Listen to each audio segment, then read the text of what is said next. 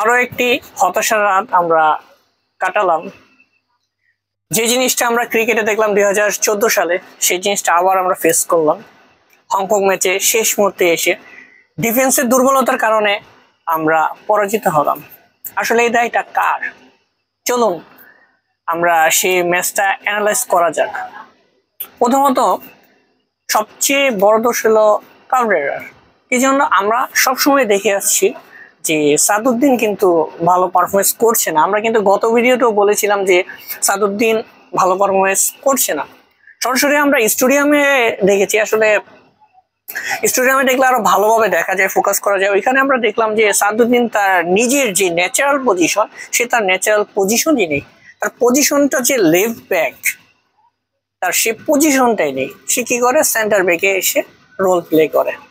তার যে আমরা যদি অ্যাটাক গুলো দেখি, ম্যাচটা যদি অ্যানালাইসিস করি, আমরা সবগুলো অ্যাটাক দেখবো যে আপনার লেফট সাইড থেকে আসছে।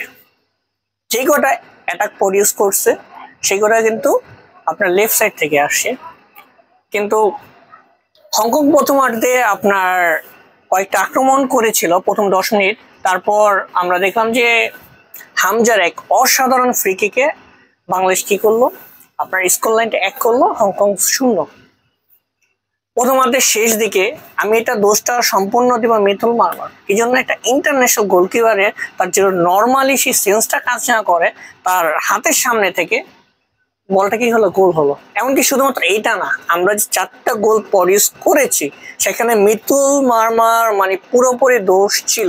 সে মিনিমাম 2টা সেভ দিতে পারতো, এমনকি লাস্টের গোলটা তার সেভ দেওয়ার ছিল, বাট সে কি করছে এটা আমি আসলে জানি না।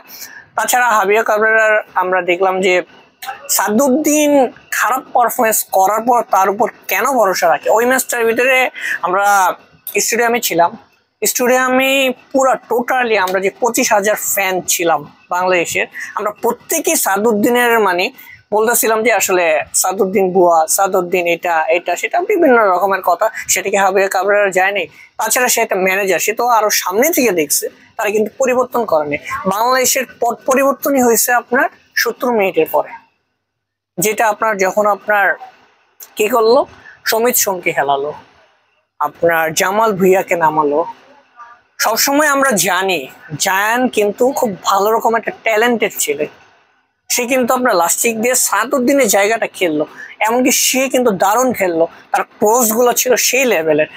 তার ক্রসের সুবাদে কিন্তু অনেকগুলা স্কোর হতো, দুঃখবশত আমরা সেটা করতে পারিনি। এমনকি যখন জায়ান নামলো তখন কিন্তু হামজা কিন্তু অনেকটা সামনে গিয়ে কিন্তু খেলার সুযোগটা পারলো। কি জন্য? সে ভরসা করার মতো জিনিসটা পেলো। আর আরেকটা জিনিস আমি বলতে চাই, সেটা হলো রাকিব। তার একটাই কাজ, সে ক্রস করে যে তার যে বলটা এটা হোল্ড করে হালকা একটু ড্রিবলিং করে ঢুকা হচ্ছে রাকিবের, সেই জিনিসটা করে না। সেম জিনিসটা ফাহিমেরা, মানে বলটা নিয়ে টান দিতে পারে, বাট বলটা টান নিয়ে কখন হোল্ড করতে হবে, কখন বলটা ছাড়তে হবে, সেই জিনিসটার পুরো অভাব। আর সবচেয়ে বড় কথা হলো যে কালকে বাংলাদেশি ডিফেন্সটা খুবই খারাপ খেলছে, তবুও ওর মন ছিল না। আর তারেক গাজী তার সর্বোচ্চ চেষ্টা করছে কিন্তু লাস্টের দিকে। আর আমরা জানি যে বাংলাদেশ কি করে 90 মিনিট বা মানে এটা শুরু হয় আপনার 80 মিনিট থেকে। বাংলাদেশ মানে প্রচুর পরিমাণে তারা কি করে আপনার প্রেশার দিয়ে বলগুলো নিতে থাকে, যার কারণে লাস্ট মিনিটগুলোতে তারা এরকম স্টামিনা পায় না।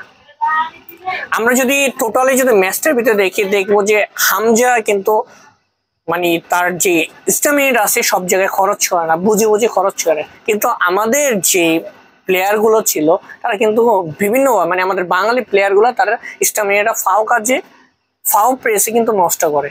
এই জিনিসটা কিন্তু একটা কোচের অ্যানালাইজ করা দরকার। এটা কিন্তু খেলোয়াড় সব জিনিস বুঝে না, একটা খেলোয়াড়কে খেলাতে হবে ম্যানেজারের। আর সবচেয়ে বড় দোষ দিব আমি হলো বাফুফ প্রেসিডেন্টের। সে কি দেখে না? সে নিজের চোখে কিন্তু দেখতেছে, কেন সে পথ পরিবর্তন করছে না? এই তার কাছে আসলে মানে এই কাবরেরা কি? কাবরেরা দিয়ে কিন্তু কোন রকম পরিবর্তন হয়? 2022 সাল থেকে কাবরেরাকে দেখে আসছে 25 সাল পর্যন্ত বাংলাদেশ কোনো পরিবর্তন করে নাই। যেখানে বাফুফ কিন্তু দেখতেছে মহিলা টিমে নতুন ম্যানেজার আসার পরে মহিলা টিম, আমি যদি মনে করি কেউকে ছোট করছি না, মহিলা টিমের সাথে খেললো বাংলাদেশ পুরুষ দল হারবে, পারবে না তাদের সাথে।